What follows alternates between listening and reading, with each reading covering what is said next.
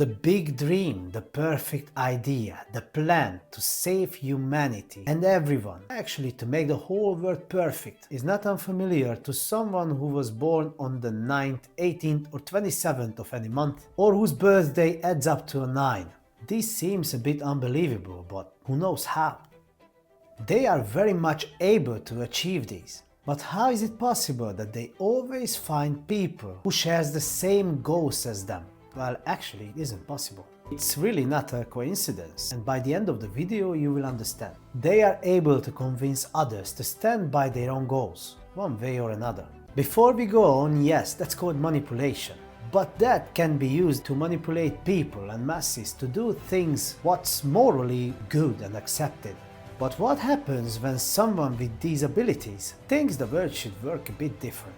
What happens when that person convinces others to think the same? And now let's destroy some dreams and old lessons. Nines are not the peacekeepers of the world. Nines not old souls and wise and such things. Nines, most of the times, just whiny, bitch-ass kids with unbelievable dreams, and they have the special ability to convince to think the same. Ladies and gentlemen, let me introduce you the real two sides of the nines. Let's start with the bright side. Their brain is like a sponge. They learn everything so quick and they are very adaptive, especially to the people around them. They kind of like a handyman who knows everything, and I mean they do know a lot of things about almost anything. They have a huge impact on the people around them. Their intuition is excellent and they have a calming effect on people. Because of that, everyone likes to be around them. And the fun fact is, even completely strangers who they just met would share secrets with them. They have a strange ability to open anyone up.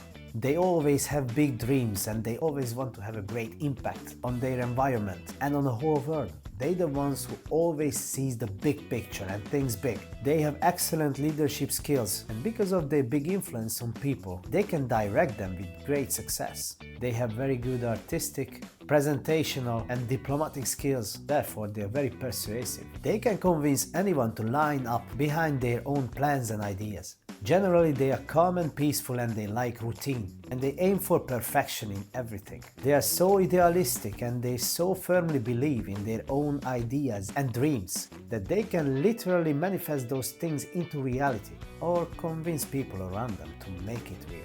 And with that said, let's see the other side. They can be overly idealistic and live in a dream world. They can be too lazy and be like whining, crying, stupid little bitches when they don't get exactly what they want.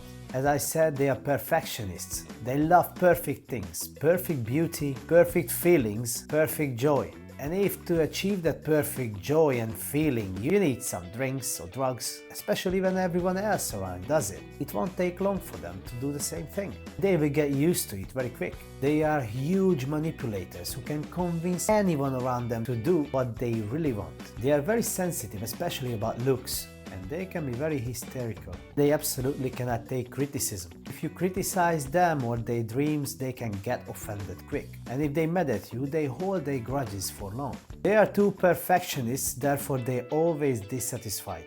Because they learn quickly and know something about everything, they tend to be conceited and think they are better than others. This results in a superego, what makes them very condescending toward people. They expect things from others that they themselves would not be able to accomplish. In the worst case, they can become real dictators who absolutely do not tolerate any contradictions and care only about their own dreams. And as mentioned before, they can be very lazy and they hate getting any criticism, so many times they use their manipulative skills to convince people to do the hard, difficult or risky things, so they don't have to worry about none of these. Now let's see relationships. A 6 would be a good match for them.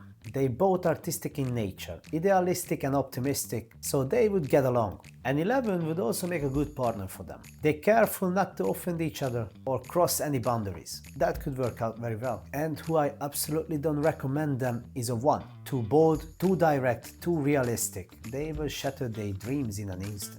It's not a good match. And now let's see business. The best but also the hardest partner for them in business is a 22. Someone with big dreams meets someone with the power to make them dreams come true. Hard but perfect match. And 8 also would be a good match for them. The 8 is able to fight with fire and go against anyone to achieve their goals, what the 9 is not capable of.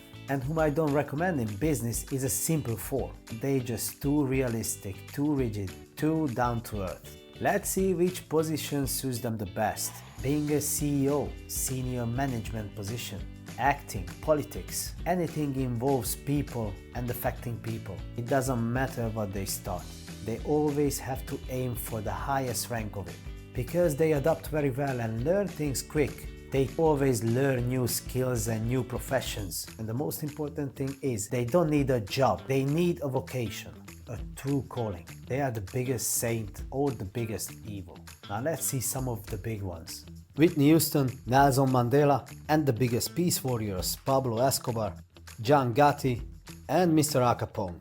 Put in the comments if you experienced the bad side of the 9s, and if you liked it, just share this video. If you want a reading, send me a message and we book you an appointment. And a final good advice for you: don't get hung up on the appearances, because beauty is your kryptonite. Be a bit more realistic.